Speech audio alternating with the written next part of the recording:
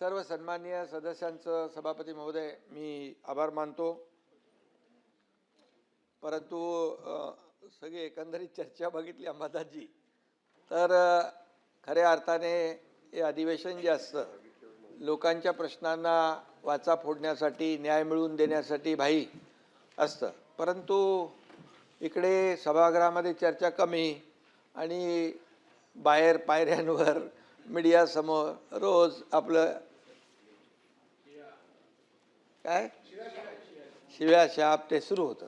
ठीक आहे, 4 वर्षापासून ते आम्ही ऐकतोय, परंतु विरोधक आता काय त्याच्यामध्ये मी तसं काय वाईट कोणाला बोलत नाही, माझा तो स्वभाव नाही आहे, परंतु गोंधळलेला आणि भरकटलेला असा विरोधी पक्ष या ठिकाणी पाहायला मिळाला सभागृहामध्ये। तुम्ही जरी संख्येने आमच्यापेक्षा कमी असलात तरी सुद्धा भुजबळ साहेब एकटेच होते सभागृहामध्ये। अख्खा सभागृहामध्ये ते लोकांच्या प्रश्नावर आणि समस्यांवर वाचा फोडायचे आणि आपण ते माहीत आहे आपल्याला। त्यामुळे आमच्याकडे बहुमत असलं, आमच्याकडे सत्ताधारी पक्षाकडे जास्तीची संख्या असली तरी सुद्धा लोकशाहीमध्ये विरोधी पक्षातल्या सदस्यांना देखील आम्ही त्यांचं ऐकून घेणारे आहोत, त्यांचं समस्यांवर तोडगा काढणारे आहोत। त्यामुळे आपण तशा प्रकारची चर्चा करायला पाहिजे होती अशी अपेक्षा होती, परंतु खोटे नाटे आणि बिनबुडाचे आरोप जे काही या ठिकाणी केले गेले ते खरं म्हणजे त्याची खंत आहे। खरं म्हणजे या सभापती महोदय आपलं अधिवेशन सुरू झालं त्यावेळेसच आपण पाहिलं की पाऊस पुढे गेला होता, दुष्काळाचं संकट आपल्यावर होतं आणि शेवटच्या आठवड्यापर्यंत देखील आपण तशीच परिस्थिती पाहत होतो। शेतकऱ्यांनी पेरणी करावी नाही करावी, दुबार पेरणीची वेळ येऊ नये, अशा प्रकारच्या सगळ्या चर्चा महाराष्ट्रामध्ये कृषी विभागाच्या माध्यमातून सन्मान्य सदस्यांच्या माध्यमातून सुरू होता। धरणांनी देखील तळ गाठला होता, त्याची देखील आपण चित्रही पाहिली महाराष्ट्रातल्या, आणि पिण्याच्या पाण्याला देखील आपण प्राधान्य दिलं, पाणी कपात केली, अशा सगळ्या ज्या काही हे आपल्याला कराव्या कसरत लागल्या। परंतु सुदैवाने 1 जुलैपासून पाऊस सक्रिय झाला आणि आपण सगळ्यांनी सुटकेचा निश्वास सोडला।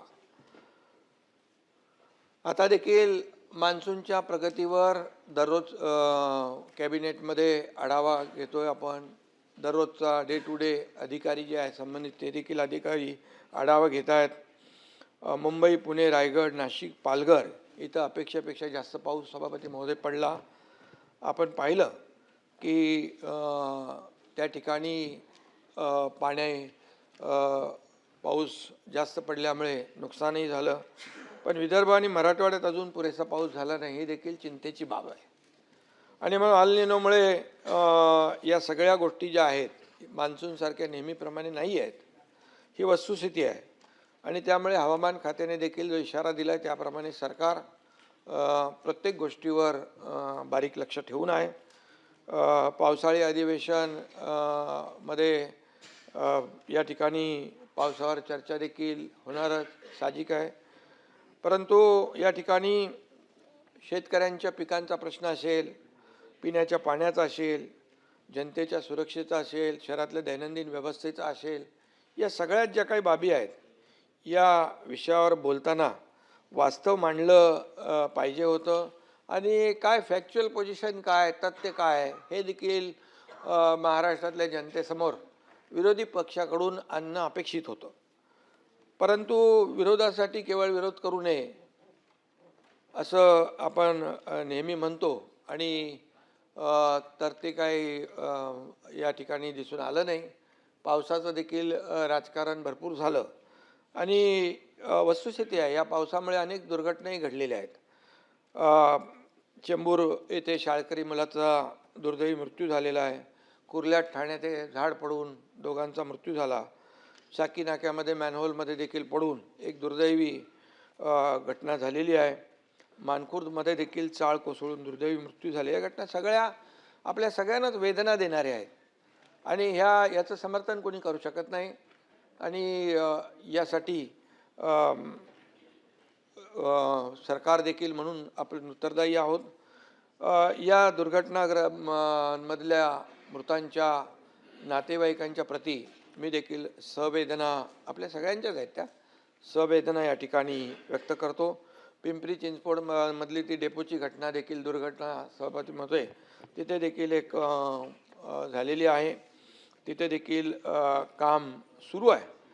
परंतु या ठिकाणी पावसाळ्यातल्या या घटना ज्या आहेत या घटना आपण जर पाहिल्या गेल्या काही वर्षामधल्या तर ग्लोबल वॉर्मिंग आणि क्लायमेट चेंजमुळे या ठिकाणी खूप मोठ्या प्रमाणावर निसर्गाचं चक्र पूर्ण बदललेलं आहे.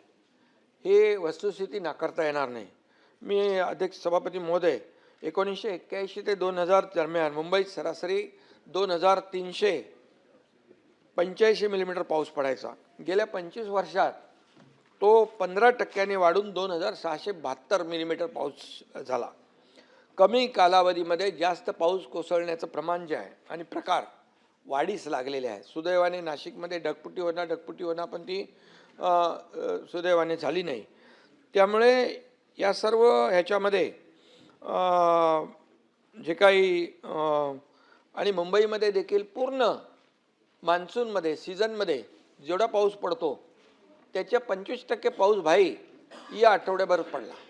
25% पूर्ण सीझनमध्ये पडणारा पाऊस फक्त गेल्या आठवड्याभरामध्ये झाला. 6 जुलैला विक्रमी पाऊस अतिवृष्टीचा प्रचंड तडाखा देखील आपण पाहिलेला आहे. आणि अशा परिस्थितीमध्ये जनजीवन विस्कळीत होणं हे स्वाभाविक आहे. आणि म्हणून सरकारने देखील या संकटाला आपल्या सगळ्या प्रशासकीय यंत्रणांनी सज्ज राहून अनेक ठिकाणी आपण वेळीच पावलं टाकल्यामुळे अनेक ठिकाणी मोठी होणारी दुर्घटना टळलेली आहे. साताऱ्यामध्ये 90, पालघरमध्ये 1261, पुण्यात 568, रायगडमध्ये 1032, रत्नागिरीत 30, ठाण्यात 66, नाशिकमध्ये 298, एकूण 3318 नागरिकांना सुरक्षित ठिकाणी हलवण्याचं काम सभापती महोदय आपल्या शासनाने यंत्रणेने केलेलं आहे. आपत्ती व्यवस्थापन कक्षाने सचेत या प्रणालीद्वारे 16 कोटींपेक्षा जास्त SMS पाठवून पूर्व सूचना देण्याचं देखील या ठिकाणी काम केलेलं आहे. मुंबईमध्ये 4 NDRF पथकं तैनात आहेत. पालघर, ठाणे, रायगड, रत्नागिरी, सिंधुदुर्ग, सातारा, कोल्हापूर, सांगली, नांदेड, नाशिक आणि गडचिरोली, नागपूर आणि पुणे इथं 15 NDRF आणि 8 SDRF पथकं या ठिकाणी तैनात आहेत. अनेक लोकांनी अनेक प्रश्न या ठिकाणी उपस्थित केलेले आहेत की एवढं सगळं होऊन देखील आपण सरकारने काय केलं पण सरकारने काय केलं ते मला सांगण्याची आवश्यकता आहे. आणि त्याचबरोबर आषाढी वारी सुरू होते. आपले लाडके वारकरी देखील त्यांचे पावसामुळे हाल झालेले आहेत. ही वस्तुस्थिती आहे. पूर आणि मुसळधार पावसामुळे आळंदी येथे रस्ते, पाणीपुरवठा योजना, पतदेवे सगळंच स्वच्छतागृह वाहून गेली. भाई ताबडतोब मला जेव्हा माहिती मिळाली तर ते नगरविकास विभागाच्या अंतर्गत ती नगर परिषद आहे. ताबडतोब त्या CO आणि कलेक्टरनी सांगितल्यानंतर 10 कोटी रुपयांचा तात्काळ त्यांना निधी आपण रिलीज केला. बोले अत्यावश्यक बाबी आहे आणि तिथं आपले सगळे वारकरी आहेत त्यांची गैरसोय होऊ नये म्हणून ती कामं युद्ध पातळीवर त्या ठिकाणी सुरू झालेली आहेत. आणि म्हणून त्यांच्या आपण म्हणतो आळंदीशी जाऊ ज्ञानेश्वर पाहू तेने सुखे राहू सर्व काळ असं म्हणून आळंदीत येणाऱ्या आपल्या लाडक्या वारकऱ्यांच्या वाटेतली सगळी विघ्न दूर करणं हे सरकारचं काम आहे. सरकारची जबाबदारी आहे. आणि म्हणून सरकार जबाबदारीपासून कुठंही बाजूला जाऊ शकत नाही. कारण सरकार हे सगळी विघ्न दूर करण्यासाठी कटिबद्ध आहे. आषाढीच्या दिवशी चंद्रभागेच्या तीरावर वारकऱ्यांचा महासागर उसळतो. वारीच्या या मार्गावर पंढरपुरात लाडक्या वारकऱ्यांसाठी आपण चोख व्यवस्था केली. आरोग्यमंत्री पण जाऊन आले तिकडे पंढरपूरला आणि त्या ठिकाणची व्यवस्था पाहिली आपण तर तिथे ICU देखील सुविधा ठेवतो. आणि छोटी हॉस्पिटल्स ICU, अगदी चंद्रभागेच्या आपल्या त्या सगळ्या पटांगणामध्ये देखील मी स्वतः दरवर्षी तिकडे अगोदर जातो तयारी नियोजन पाहण्यासाठी. तर मोबाईल टॉयलेट असतील, बाकी सगळं व्यवस्था स्वच्छता याबरोबर ICU देखील त्या ठिकाणी तयार केले जातात. आणि आता आरोग्यमंत्री जाऊन आले, त्यांनी यावेळेस एअर ॲम्ब्युलन्स देखील त्या ठिकाणी यावर वेळेस दुर्घटना होऊ नये परंतु आपली तजवीज नियोजन ठेवलेलं. आता परिवहन मंत्री देखील रविवारी जाणार आहेत, काय 5,500 गाड्या बसेस त्या ठिकाणी वारीसाठी सोडत आहेत. त्यामुळे कुठेही वारकऱ्यांना जे जे काही आपण दरवर्षी नियोजन करतो, टोलमाफीचा निर्णय देखील आपण त्यांना घेतलेला आहे. आणि म्हणून ह्या सगळ्या ज्या आहे कुठेही सरकार कुठं कमी पडणार नाही. आणि त्याचबरोबर सभापती महोदय, राज्यातल्या काही भागांमध्ये सरासरीपेक्षा देखील पाऊस कमी पडलेला आहे. ही वस्तुस्थिती आहे. खानदेश, मध्य महाराष्ट्र, पश्चिम विदर्भ, मराठवाड्यात ही परिस्थिती आहे. ही पुढील 10 दिवस हीच स्थिती राहण्याचा अंदाज आहे. त्यामुळे शेतकऱ्यांनी काही ठिकाणी पेरणी केलेली आहे आणि जवळपास 50-55% पेरणी झालेली आहे. आणि त्यामुळे शेतकऱ्यांची चिंता साहजिक आहे. परंतु शेतकऱ्यांना आपण नेहमी शेतकऱ्यांचं सरकार म्हणतो, शेतकऱ्यांनी चिंता करू नये, शेतकऱ्यांना वाऱ्यावर सोडणार नाही असं नेहमी आपण सांगत असतो. पण जेव्हा जेव्हा संकट येतं त्यावेळेस सरकार शेतकऱ्यांच्या मागं उभं राहतं, हे आपण पाहतोय. मला आठवतं आहे या ठिकाणी की जेव्हा मी मुख्यमंत्री होतो त्यावेळेस सुरुवातीला NDRFच्या नियमाप्रमाणे आपण पैसे देत होतो. दादा बरोबर आहे ना? NDRFच्या पण दुप्पट केले. 2 हेक्टरचं लिमिट 3 हेक्टर केलं. सततच्या पावसामुळे नुकसान मिळत नव्हतं ते आपण सुरू केलं. गोगलगाईने झालेलं नुकसान देखील आपण देऊ लागलो. आणि त्यामुळे शेतकऱ्यांना या ठिकाणी, आणि ते आता तसं सुरू आहे. आता देखील आपण जे आम्ही कर्ज 2 लाखापर्यंत कर्ज माफ करण्याचा निर्णय घेतला. बच्चूभाऊ इकडे आहेत, मोठा मोर्चा घेऊन आले होते ते. मुख्यमंत्री देवेंद्रजींनी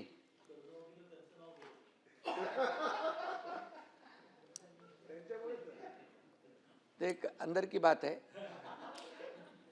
मी CM साहेब, देवेंद्रजी आणि अजितदादा आम्ही तिघं मग ते का ठिकाणी तिथं चर्चा केली आणि तो निर्णय घेतला. कमिटी झाली आणि त्याचा पुढचा निर्णय जो आहे मुख्यमंत्री महोदयांनी आपल्या अर्थसंकल्पीय अधिवेशनामध्ये या ठिकाणी जाहीर केला. त्यामुळे 36,000 कोटी रुपये पाटील साहेब 56 लाख लोकांना शेतकऱ्यांना मिळणार आहेत.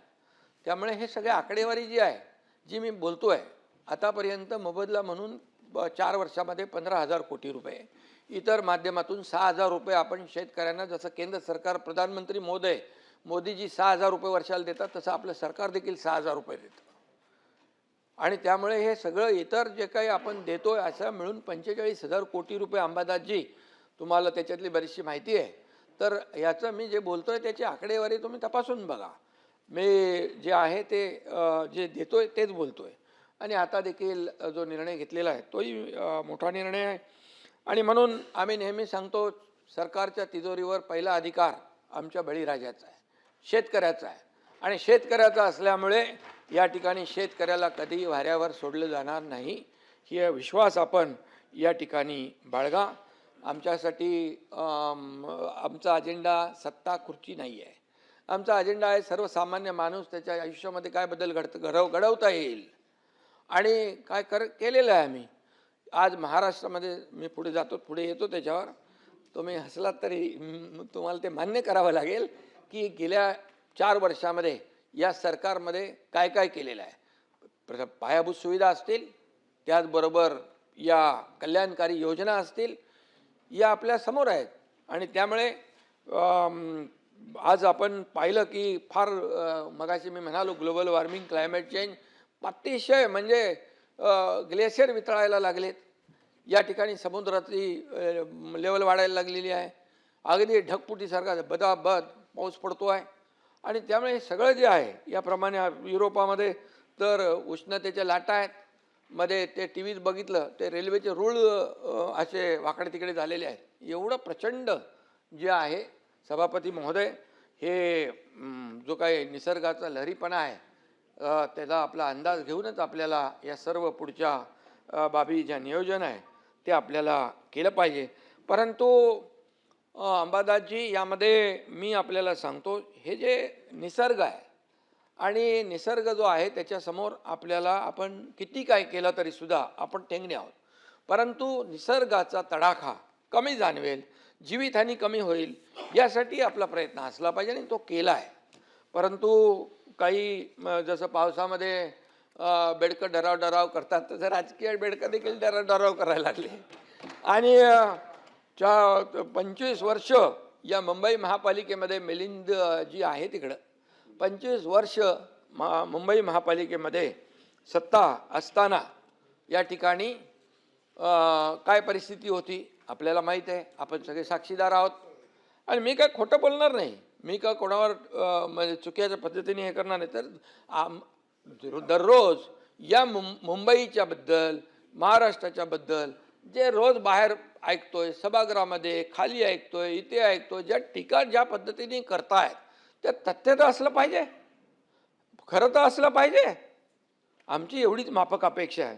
आणि म्हणून काय झालं तुम्हाला माहीत आहे यापूर्वी देखील, आता मी ते राजकारणामध्ये जाऊ इच्छित नाही, परंतु एक उदाहरण मी मिलिंदजी तुम्हाला सांगू इच्छितो. तुम्हाला माहीत आहे, तुम्ही साक्षीदार आहे. 26 जुलै 2005 26 जुलै 2005ला ते अतिवृष्टीचं दृश्य आठवा. या ठिकाणी बाळासाहेबांच्या बद्दल कोणतरी बोलत होते इकडे. अरे बाळासाहेबांना एकटे सोडून 5 स्टार हॉटेलला कोण गेलं सांगा बरं.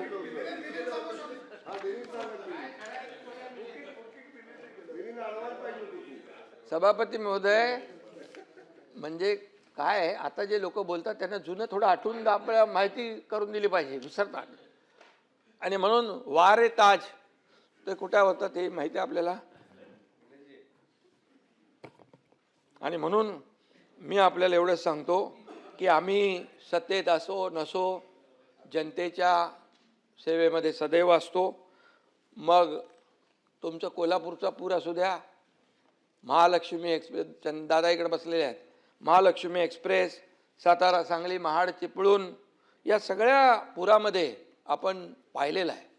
सरकार म्हणून असेल किंवा आपली जबाबदारी म्हणून असेल, आम्ही कुठेही मागचा पुढचा कधी विचार केला नाही. इर्शाळगडची घटना आपल्याला माहीत आहे, तेव्हा मी मुख्यमंत्री होतो, मला वाटतं अधिवेशन चालू होतं त्यावेळेस. अधिवेशन सोडून आम्ही गेलो, हे माझ्यावर मंत्री लोक होते, मला म्हणाले इर्शाळगडवर काय जाता येणार नाही, म्हणजे फार धोकादायक आहे. पण मी त्यांना सांगितलं मी जात नाही आहे, तुम्ही आता जा, मी पण जातो आहे. परंतु मी आपल्याला सांगतो, मी SP आणि कलेक्टरच्या गाडीमध्ये आम्ही तिघंच निघालो आणि तिघं सभापतीमध्ये इर्शाळवाडीत पोचलो. आम्ही तिकडे गिरीश महाजन पण वरती होते, ते सारखे सांगत होते इकडे येऊ नका, भयानक रस्ता असा आहे तसा आहे, हे सगळं सांगत होते. ते म्हणजे काळजीपोटी सांगत होते. परंतु आपल्याला मी सांगतो मी का गेलो भाई, त्या ठिकाणी आपले NDRF, आपले अग्निशमक दलाचे जवान, एक अग्निशमक दलाचा जवान जो जात होता हार्ट अटॅकने त्याचा मृत्यू झाला. आणि तिथं मोठ्या प्रमाणावर ढिगारा उपसायचा होता, पाऊस होता, वादळ होता, तिथे धुकं होतं, कसं काम करणार ते लोक. मग जिथं जी टीम काम करत होती तिथं टीम म्हणजे सिडकोची टीम होती, इतर आपल्या डिपार्टमेंटची टीम होती, जिथे 500 लोक होते तिथे आम्ही 5000 लोक होते. तिथं मॅन्युअली करायचं होतं. तिथं काय मशीन नाही चालत ना काय चालत नाही. तिथली गेल्यानंतर परिस्थिती भयानक होती. एकीकडे जे मृत्यू झाले होते त्यांना खाली आणू शकत नाही, तिथंच खड्डे खणत होते त्यांचा तो विधी करण्यासाठी. अशा ठिकाणी देखील आम्ही गेलो. सांगण्याचा उद्देश असा आहे, तुम्ही लोक पण सगळं आपण एकच आहोत. तुम्ही पण कुठे दुर्घटना झाली तर धावून जाता, तिथं मदत करता लोकांना. परंतु या ठिकाणी काही करत नाही, सरकारने काही केलं नाही, सरकार उदासीन आहे, सरकारने वाऱ्यावर सोडलं, हे बोलता कामा नये. आणि म्हणून या ठिकाणी आम्ही देखील, मी हॉस्पिटलमध्ये होतो, तिथून माझं काम चालू होतं, फोन करणं, हे करणं, ते करणं. कुठं मुख्यमंत्री महोदय देखील आपल्या वॉर रूममध्ये होते, तिथून पूर्ण महाराष्ट्रामध्ये कुठे काय चाललं आहे, आमचे मंत्री सगळे होते. सगळे मंत्री जिथं जिथं पालकमंत्री सगळे असतील, मंत्री असतील, आपापली जबाबदारी पार पाडत होते, घरी बसले नव्हते. फेसबुक लाईव्हवाले आम्ही नाही, फेस टू फेसवाले आहे. फील्डवर काम करणारे लोक आम्ही आहोत. आणि म्हणून या ठिकाणी खोटी सहानुभूती दाखवणारे आम्ही नाही आहे. आणि म्हणून सभापती महोदय, या ठिकाणी 25 वर्षामध्ये या मुंबई महापालिकेमध्ये काय परिस्थिती झाली आपण पाहिलेलं आहे. आणि त्याचीच फळं आज आपण भोगतो आहे. जे कामं 25 वर्षापूर्वी व्हायला पाहिजे ती मी मुख्यमंत्री झाल्यानंतर पहिलं त्याचं काही निर्णय STP साधे नव्हते. मिलिंदजी बरोबर आहे. 7 STP सुरुवात केली आपण. असंच पाणी वाहत होतं. पंटीजी, प्रदूषित पाणी समुद्रात, तिथं आता STPचं काम 1-1.5 वर्षामध्ये STP तयार होतील. समुद्रामध्ये जाणारा प्रत्येक थेंब हा ट्रीटमेंट होऊन जाणार आहे. हे का करू शकले नाहीत? आज खड्ड्यांचा प्रवास का केला 25 वर्ष लोकांनी? का अपघात झाले? का मृत्यू झाले? याचा लेखाजोखा कोण मांडणार? याचा हिशोब कोण देणार? आणि म्हणून कॉन्क्रीटचे रस्ते देखील आम्ही या ठिकाणी केलेले आहेत. मिठी नदीच्या गाळामधलं मिठी नदी तर एकदमच फेमस आहे. आणि त्याच्यामध्ये देखील करोडो रुपये गेले गाळामध्ये. पण ते काय मिठी नदी आता ती आपण साफ करतोय. आणि म्हणा ते काय कोण तो काय दिनू काय कोण आहे? हां, गणपती बाप्पा मोर्या बोलायचं नाही, काम द्यायचं दिनू मोर्याला. आता दिनू कहा गया पता नाही म्हणजे.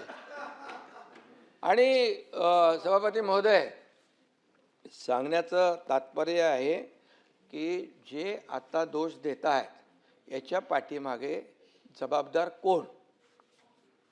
आणि म्हणून सभापती महोदय, महाराष्ट्र कर्नाटक सीमेवर देखील अनेक मराठी बांधवांनी आपलं रक्त सांडलं.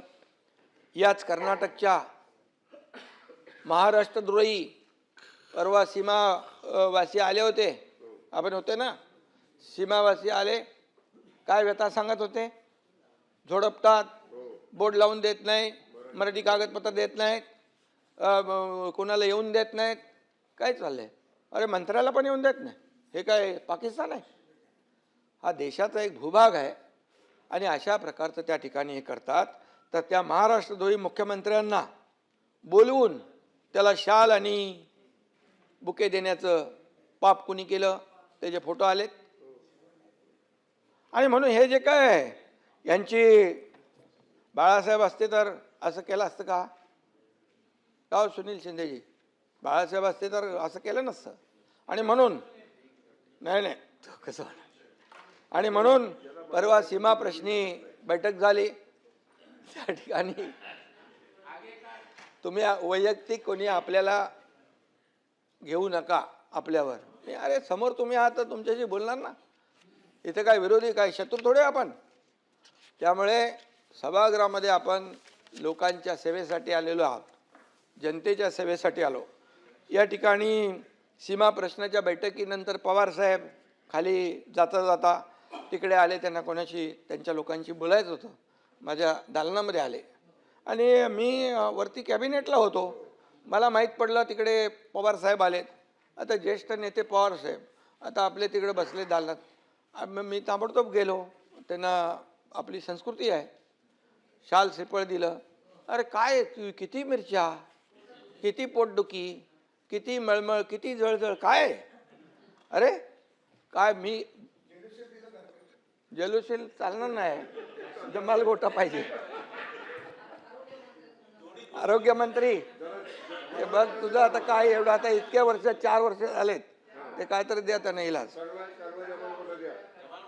50 वेळा सभापती महोदय मुख्यमंत्री देवेंद्रजींकडून जाऊन त्यांना बुके देऊन लोटांगण घालून सगळं भेटतात. आम्ही कधी देवेंद्रजींनाही विचारलं नाही आणि देवेंद्रजींनी देखील मला विचारलं नाही. आमच्या दोघांना एकमेकावर विश्वास आहे. अरे जे लोक जे अशा पद्धतीने काही विचार करतात ते स्वतःची फसगत करतायत. आणि म्हणून आपल्याला मी सांगतो, पवार साहेब एक ज्येष्ठ नेते आहेत. आमची संस्कृती आहे, महाराष्ट्राची परंपरा आहे. ही विकृती कसली आहे? काय घाणेरडं ही आपली संस्कार परंपरा आहे. किती खालच्या थरावर बोलणार तुम्ही? किती खालच्या थरावर? जेवढे खालच्या थरावर बोलाल तेवढे खाली खाली खाली खाली खड्ड्यात उतरत जाणार. आणि म्हणून आपलाच खड्डा होत आहे. आणि म्हणून मी आपल्याला एवढं सांगतो, देवेंद्रजी आणि आम्ही आमच्यामध्ये किती काही तुम्ही काय प्रयत्न काड्या घालायचा प्रयत्न केला तरी काय होणार नाही. अरे आमचा अजेंडा काय आहे? या महाराष्ट्राला पुढे नेणं, या महाराष्ट्राचा विकास करणं, या महाराष्ट्राची प्रगती करणं, या सर्वसामान्य लोकांच्या आयुष्यामध्ये चांगले दिवस आणणं हे आमचं आहे. आणि म्हणून मी सांगतो, हम वो नहीं जो दिल तोड़ देंगे, हम वो नहीं जो दिल तोड़ देंगे, थाम कर हाथ फिर साथ छोड़ देंगे.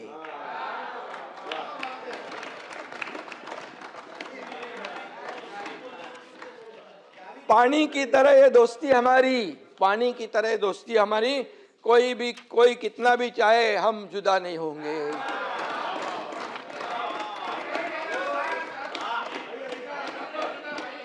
अरे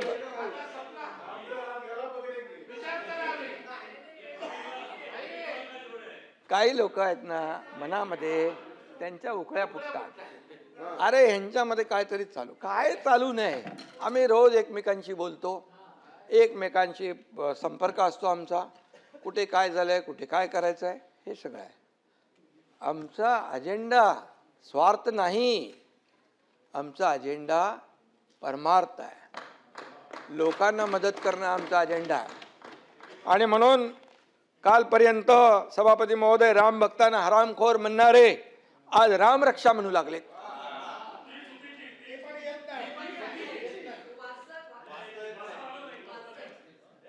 श्रीकांतनी एका दमात बोलून टाकलं होतं हनुमान चालीसा, सत्ता असताना दाम आणि सत्ता गेली की राम. सत्ता असताना दाम, सत्ता गेली की राम, असं हा प्रकार आहे. आणि म्हणून कर्माची मिळाली शिक्षा म्हणून आठवली रामरक्षा. आता तुम्ही काय करणार सभापती महोदय? काहींनी नवा शोध लावलाय की हनुमानाने मशालीने लंका जाळली. हनुमानाने भाई मशालीने लंका जाळली. त्यांच्या पक्षाची निशाणी जर लायटर असती म्हणाले असतील लायटरने लंका जाळली.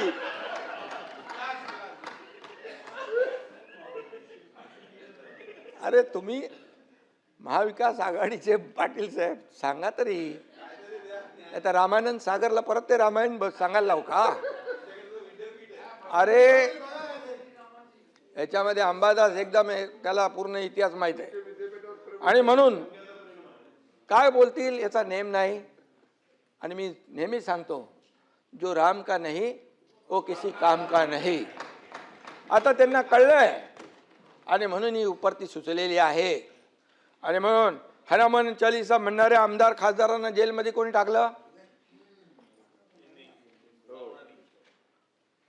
आणि म्हणून मी सांगतो, आपल्याला देखील नावं घेत नाही मी, तुम्हाला उगाच नोटीस बिटीस यायला नको. हा संध्याकाळी विचारणं होईल कसं जाऊ घेतलं तुमचं. नहीं म्हणजे ऐसे लोगों से रखना दूरी जिनके मुंह में राम और बगल में छुरी. इसलिए मैं बता रहा हूं. सही है, सही है. अयोध्येमध्ये राम मंदिरामध्ये जे झालं,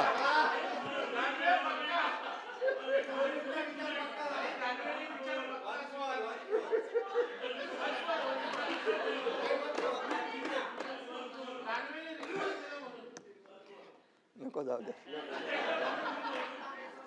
अयोध्येत राम मंदिरामध्ये जे झालं त्याचं कोणी समर्थन करू शकत नाही.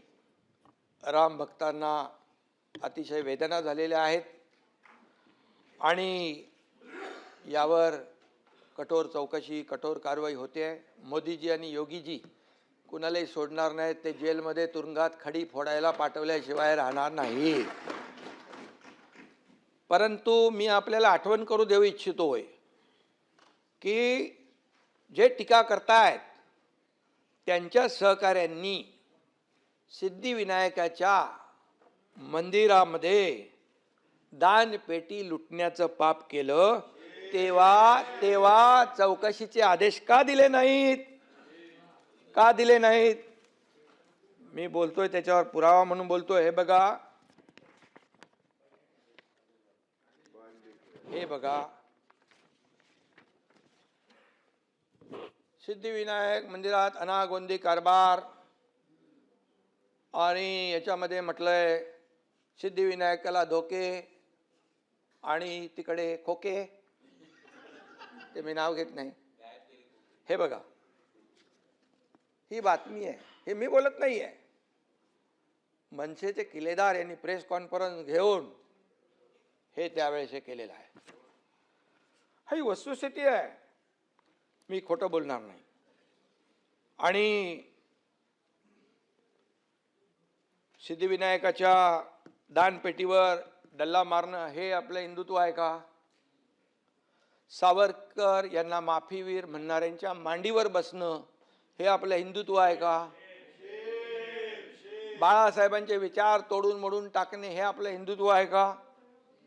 साधूंची हत्या झाली तेव्हा मूग गिळून बसणं हे आपलं हिंदुत्व आहे का? मतांसाठी दहशतवाद्यांना प्रचार सभेत फिरवणं हे आपलं हिंदुत्व आहे का? निवडणुकीत पाकिस्तानचे झेंडे नाचवणं हे आपलं हिंदुत्व आहे का? अरे भाई, हा, मुंबईत पण मुंबईत झालंय तो एक कुठला मजा हे मद होता तो, कुठली ती कोणाची ती होती ना, ती सजवली ती खबर नाही नाही, इथलं मुंबईमध्ये याकूब मेमन. आणि म्हणून मी एवढंच सांगतो, मतांसाठी एवढ्या खालच्या पातळीवर जाणं किती योग्य आहे? सभापती महोदय, इथं मतांसाठी जनाब बाळासाहेब ठाकरे असं लिहिलेलं कॅलेंडर तयार करून वाटण्याचं काम आणि त्याला समर्थन करण्याचं काम कुणी केलं असेल एवढ्या थराला? आणि तुम्ही काय आता हिंदुत्व आम्हाला शिकवताय? हिंदुत्व आम्हाला शिकवताय? विचारात हिंदुत्व या परपसाई या, आचरणात हिंदुत्व, नमस्कार, संस्कारात हिंदुत्व, मगाशी तुमची आठवण काढली मी, श्वासात हिंदुत्व, हृदयात हिंदुत्व आणि रक्ताच्या कणाकणात हिंदुत्व. सभापती महोदय असावं लागतं. हिंदुत्व हे काय टी शर्ट आहे का बदलायला, कधी काढला कधी बदलला, असं नाही होत.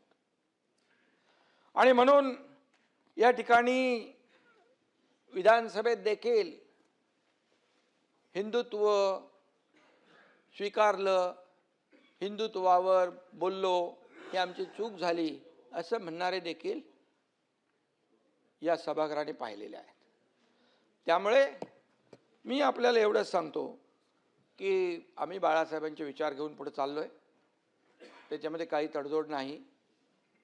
आणि म्हणून जे आपण बोलतो त्याचं पुढं मागे वळून पाहिलं, आत्मपरीक्षण केलं तर नक्की या सगळ्या ज्या काही चुका आहेत ते आपल्या लक्षात येतील. सभापती महोदय, मिसिंग लिंकवर देखील खूप चर्चा या ठिकाणी झाली. अनेकांनी प्रश्न उपस्थित केले. काही लोक म्हणाले मिसिंग लिंक अख्खा कोसळला. काही लोक म्हणाले याच्यात एवढे पैसे खाल्ले. मी सांगतो, मिसिंग लिंक हा इंजिनिअरिंग मार्वल आहे. आज आपल्या सगळ्यांना अभिमान असला पाहिजे. ठीक आहे, ती दरड आली वरून आणि त्यांनी ती कमान जी आर्च आहे, ती आर्च जी आहे ती खाली आली. टनेलला, मिसिंग लिंकला एकाही पैशाचा धोका झाला नाही. ताबडतोब साफसफाई झाली.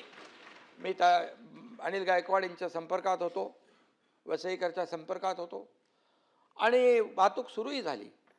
त्यामुळे काही लोकांनी जे काही एवढं आकाश तांडव एक केलं की मिसिंग लिंक बघा, एवढा मोठा मिसिंग लिंक, सगळ्या जाहिरातबाजी झाली, क्रेडिट घेतलं मुख्यमंत्र्यांनी, एकनाथ शिंदेनी आणि पडला. अरे मिसिंग लिंक पडला का त्याची कमान पडली, किमान याची तरी तपासणी करून माहिती घेऊन तर बोलायला पाहिजे होतं. मिसिंग लिंक एवढा विक्रमी पाऊस होऊन देखील मिसिंग लिंकला परब साहेब कशाचाही धोका नाही. आणि जगातला सगळ्यात रुंद असलेला हा टनेल आहे. तो लोणावळा लेकच्या खाली 1000 मीटर खालून जातोय आणि जो वायाडक्ट आहे हा देशातला सगळ्यात उंच वायाडक्ट आहे. तिथे बघा खोल दरी किती आहे, काय चॅलेंजेस होते.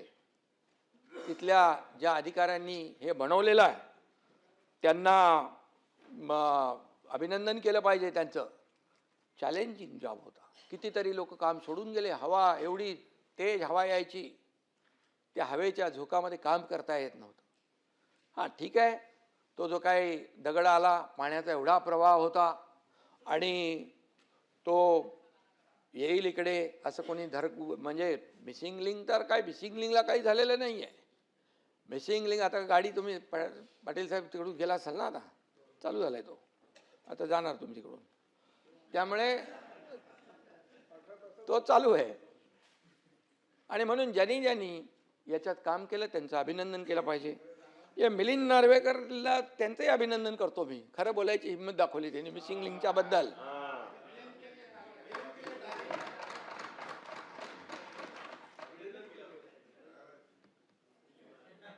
एक ध्यान में रखो, सत्य परेशान हो सकता है लेकिन सत्य पराजित नहीं हो सकता है. आणि म्हणून मी त्यांनी ट्विट केलं, पण काय काय लोक ट्विट करत होते, ठीक आहे.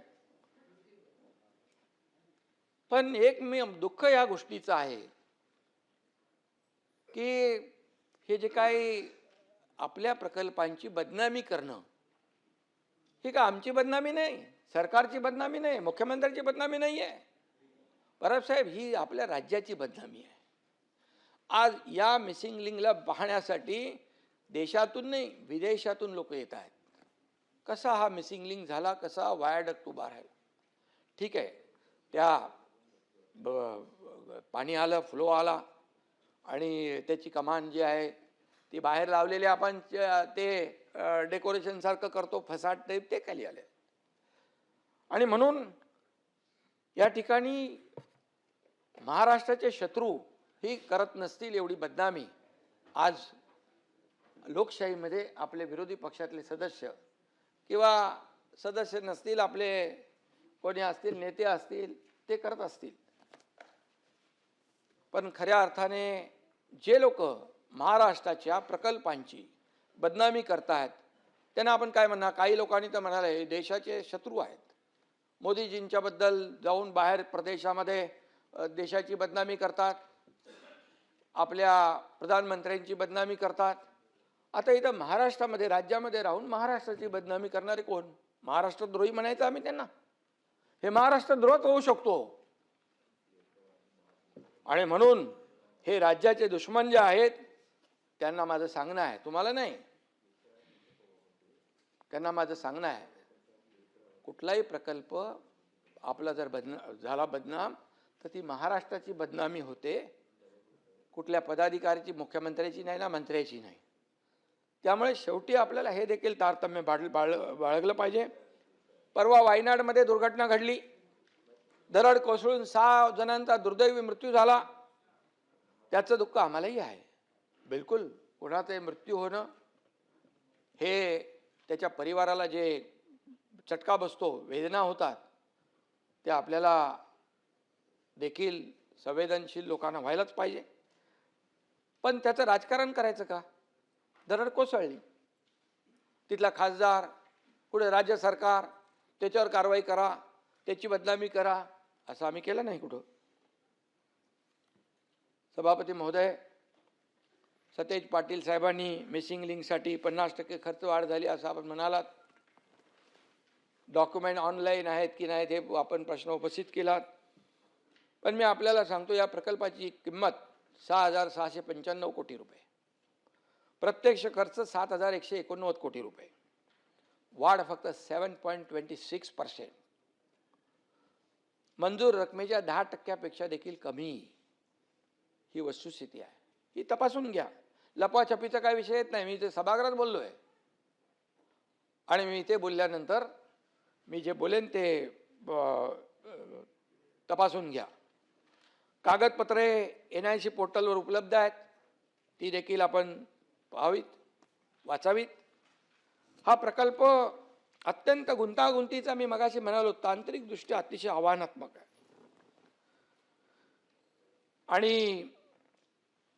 आणि म्हणूनच मिसिंग लिंकची खरी परिस्थिती आपण पाहिली तर मला वाटतं थोडी माहिती घेतली तर आपल्याला याच्यातलं चॅलेंज काय, आव्हान काय हे आपल्याला कळेल. आणि ज्यांनी केलं त्यांचं कौशल्य देखील आपल्या लक्षात येईल. जे झालेलं आहे त्याचं समर्थन आम्ही बिलकुल करत नाही.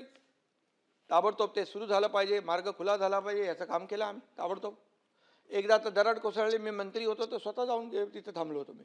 आमचे त्या दिवशी पण राजे होते, शिवेंद्र बाबा तिकडं गेले होते. या सतेजजी, या प्रकल्पामुळे मुंबई पुणा 40 मिनिटांनी अंतर कमी झालं. पुढचं सातारा, तुमचं कोल्हापूर सगळंच. पश्चिम महाराष्ट्रामध्ये हा गेम चेंजर प्रकल्प आहे. दर दिवशी 1 कोटी रुपयाचं इंधन वाचतंय, प्रदूषण वाचतंय, वाहतूक कोंडी वाचते आहे. आणि म्हणून हा प्रकल्प जो आहे हा गेम चेंजर प्रकल्प आहे असं मी या ठिकाणी सांगू इच्छितो. सभापती महोदय, हा रस्ता जो आहे मुंबई पुण्याचा, जेव्हा मुंबई पुणे हा द्रुतगती मार्ग झाला, गडकरी साहेबांनी केला त्यावेळेस बाळासाहेबांच्या संकल्पनेतून, त्यावेळेस देशातला हा ॲक्सेस कंट्रोल पहिला रस्ता होता. आणि मुंबई पुणे हा ॲपडाऊन लोक रोज करू लागले. IT पार्क वाढले, सर्व्हिस इंडस्ट्री वाढली, मोबाईल इंडस्ट्री वाढली, तिकडे रिअल इस्टेट बूम झाला, किती प्रगती झाली. एक रस्ता काय करू शकतो. आणि आता या मिसिंग लिंकमुळे देखील त्याच्यामध्ये आणखी फायदा होईल आणि मग या सगळ्या क्षेत्राला त्याचा फायदा होईल. आणि म्हणून मी एवढंच सांगतो की ज्यांनी ज्यांनी हे काम केलं आहे त्यांना सल्यूट केला पाहिजे. आणि ज्यांनी आरोप केलेत त्यांच्याबद्दल देखील मी एक सांगू इच्छितो की इल्ज़ाम लगाने से पहले आईना देखा होता, इल्ज़ाम लगाने से पहले आईना देखा होता, सच की रोशनी में अपना चेहरा भी नजर आया होता. सच्चाई बघा, सत्य बघा, पण डोळ्यावर टिकेची झापडं बांधल्यानंतर काय कळणार, काय कळणार. आणि म्हणून सत्सद विवेक बुद्धीची जी लिंक आहे तीच मिसिंग झाली तर आम्ही काय करू शकत नाही. कनेक्टिंग लिंक 24 तासात सुरू झाली, पण विरोध करणाऱ्यांची लिंक 24 वर्ष उघडते की नाही माहीत नाही. ठीक आहे, जाऊ द्या. मागे अटल सेतूच्या बाबतीमध्ये असंच केलं. अरे अटल सेतू उखडला उखडला उखडला उखडला. अरे जो तो चालला अटल सेतूवर सभापती महोदय फोटो काढायला, सेल्फी पॉईंट झाला तिकडं. काय होतं, सर्व्हिस अप्रोच रोडला एक भेग पडली होती. आज अटल सेतूवर जातोय ना आपण, सगळे जातोय आपण. आज अटल सेतूमुळे एअरपोर्ट, नव्या मुंबईचं एअरपोर्टला जाण्याचं अंतर किती वाचलं, किती फायदा झाला अटल सेतूमुळे. आणि या सगळ्या गोष्टी ह्या ज्या काही आपण केलेल्या आहेत, याचं जी कनेक्टिव्हिटी आपण केली आहे महाराष्ट्रामध्ये, त्याचं कौतुक करायचं तर जाऊ द्या, परंतु टीका तरी करू नका. खऱ्या अर्थाने या अटल सेतूवर परबसाहेब 30,000 पेक्षा जास्त वाहनं इथून ये जा करतायत आता. आणि अनेक देखील टीका झाल्या मॅन्युअलमधून. मगाशी मी चर्चा केली, मॅन्युअलमध्ये पडून मृत्यू झाला. 5 वर्षापूर्वी देखील डॉक्टर अमरापूरकरांचा असा दुर्दैवी मृत्यू झाला होता. एक डॉक्टर होते ते. या घटना सगळ्या दुःखदच आहेत, या वेदनादायीच आहेत. झाड पडून मृत्यू झाले पूर्वी, पण सगळा हिशोब आहे आमच्याकडे. पण या घटना टाळल्या कशा जातील याच्यावर आपण एकमताने विचार केला पाहिजे का. त्याचं राजकारण करता कामा नये. मला त्याच्यावर काय राजकारण करायचं नाही आहे. कोणाच्या काळात किती झाडं पडली, कोणाच्या काळात किती मृत्यू झाले, ते काय मृत्यूचं राजकारण करणं सगळ्यात दुःखद आहे, सगळ्यात दुर्दैवी आहे. आणि म्हणून या दुर्घटनेचं राजकारण थांबवून संवेदना दाखवण्याची आवश्यकता आहे. रस्त्याच्या काँक्रिटीकरणामुळे झाडं पडली असे काही लोकांनी आरोप केलेला आहे. महापालिका आयुक्तांनी त्याचा खुलासा केलेला आहे. मी पुन्हा एकदा सांगू इच्छितो, गेल्या आठवड्यात मुंबईत 830 झाडं कोसळली. त्यापैकी सरकारी आणि रस्त्यावरची 350 झाडं होती.